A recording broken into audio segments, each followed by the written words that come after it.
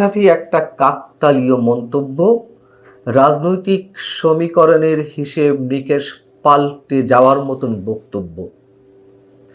বিএনপির শীর্ষ নেতৃত্ব এখন আওয়ামী লীগ নিয়ে যে কথা, যে মন্তব্য করছেন, তাতে বিষয়টিকে আমাদেরকে এভাবেই নিশ্চয়ই মন্তব্য করতে হবে, বর্ণনা করতে হবে। বিএনপির মহাসচিব মির্জা ফখরুল ইসলাম আলমগীর সাহেব তিনি বলেছেন, দীর্ঘদিন পর দেশে ভোটের সুযোগ আসছে এবং এবার নির্বাচন আগের চেয়েও ভিন্ন হবে। আগে যেখানে ধানের শীষ এবং নৌকার প্রতিদ্বন্দ্বিতা ছিল, এবার নৌকা নেই। আক্ষেপের সুরেই আমরা ধরে নিতে পারি তিনি যা বলছেন তা হচ্ছে এরকম যে নৌকা এবং ধানের শীষের প্রতিদ্বন্দ্বিতাটুকু অবশ্যই গণতন্ত্রের জন্য সৌন্দর্য ছিল বাংলাদেশের ক্ষেত্রে।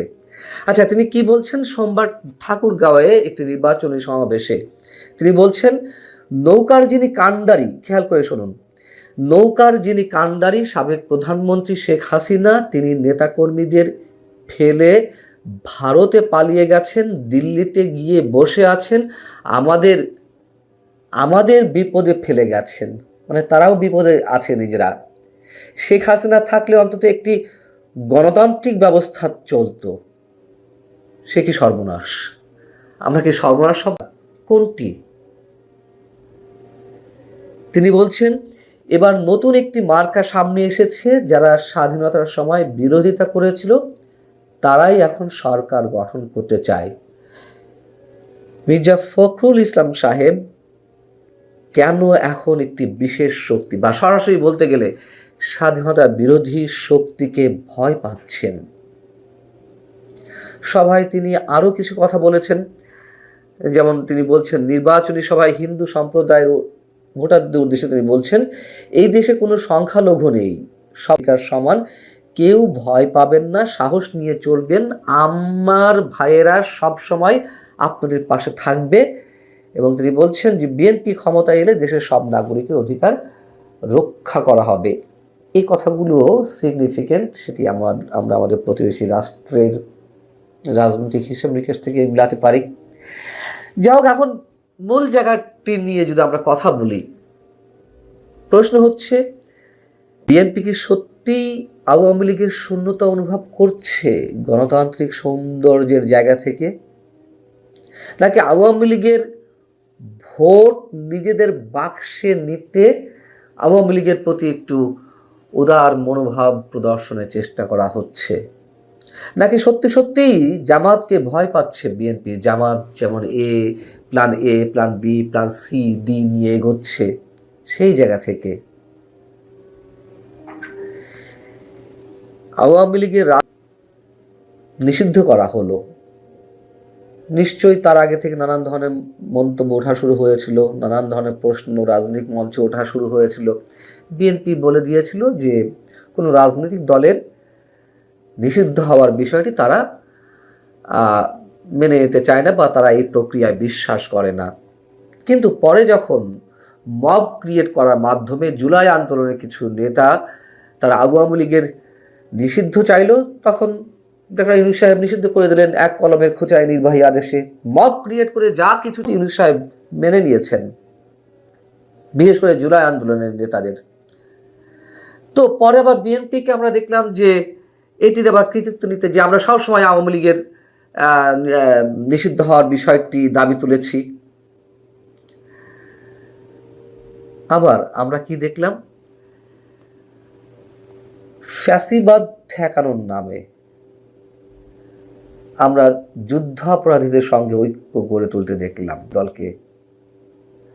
প্রশ্ন করেছিলাম, অনেকবার এই প্রশ্ন তুলেছি, কোনটি ভয়ঙ্কর? আওয়ামী লীগ যদি ফ্যাসিবাদী শক্তি হয়েও থাকে, সেটি ভয়ঙ্কর, নাকি এদেশের স্বাধীনতা বিরোধী শক্তির যে আস্ফালন সেটি ভয়ঙ্কর? কাদের সাথে ঐক্য গড়ে তুলতে হবে? বিএনপির চেয়ারপারসন তারেক রহমান দেশে ফেরার আগে বিএনপির বিশেষ তিনি একটি অনলাইন বৈঠক করেছিলেন, যার খবর আমি এর আগে আপনাদেরকে দিয়েছি। মানে লন্ডনে থেকেই তিনি অনলাইন বৈঠকটি করেছিলেন এবং সেখানে তিনি প্রশ্ন করেছিলেন যে যদি বিএনপি ক্ষমতায় আসে নির্বাচনের মাধ্যমে, সেক্ষেত্রে বিরোধী দলে আপনারা কাকে দেখতে চান?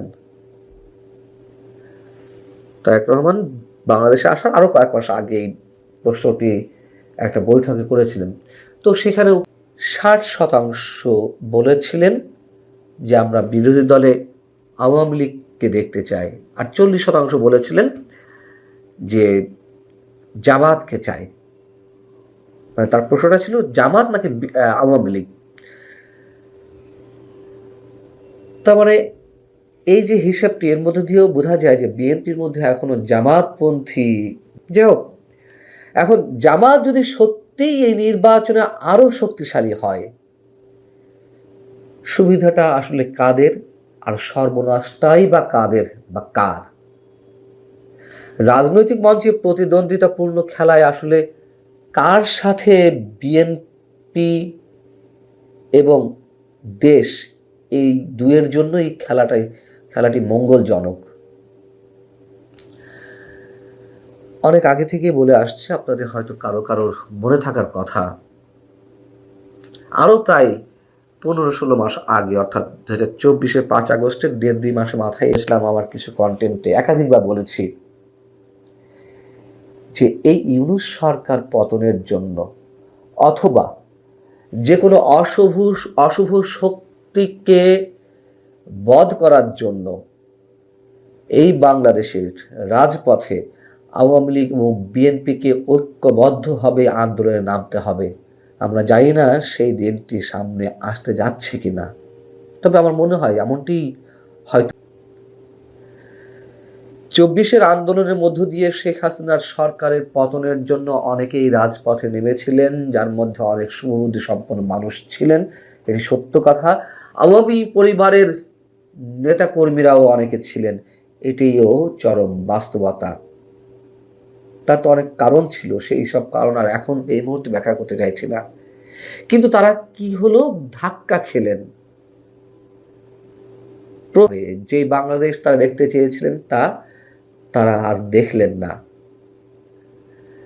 চরমপন্থার উত্থানে নিশ্চয়ই বিএনপিও শঙ্কিত।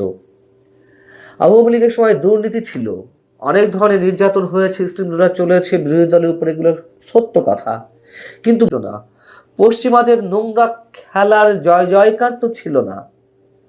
এখন এই বাংলাদেশ অনেকগুলো পরাশক্তির একটা খেলার মঞ্চে তৈরি হয়েছে। আরো একটা জিনিস খেয়াল করুন, শেখ হাসিনা গত 23শে জানুয়ারি দিল্লিতে ফরেন করেসপন্ডেন্ট ক্লাব নামে যে সাংবাদিকদের সংগঠনে অডিও বার্তা দিলেন, সেই অডিও বার্তায় তিনি কিন্তু একবারের জন্য তারেক রহমান বা বিএনপির প্রতি বিষোদ্গার করেননি। একইভাবে তার সন্তান সজীব ওয়াজেদ জয় কদিন আগে আল জাজিরাতে একটি দীর্ঘ ইন্টারভিউ দিলেন বেশ স্মার্টনেসের সঙ্গে, সেখানেও তিনি একবারের জন্য কথা তোলেননি।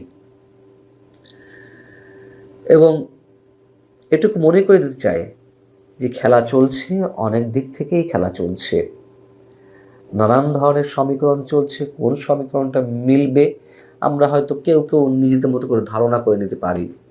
এবং যুক্তরাষ্ট্র যেমন বসে নেই, রিপোর্ট প্রকাশ করা নিয়ে তো বেশ হইচই শুরু হয়েছে গত কয়েকদিন ধরে। আবার এটুকুও বলে রাখি, ভারতও নিশ্চয়ই বসে নেই। চীন খেলছে চীনের মতো করে অন্য ফ্রন্টে।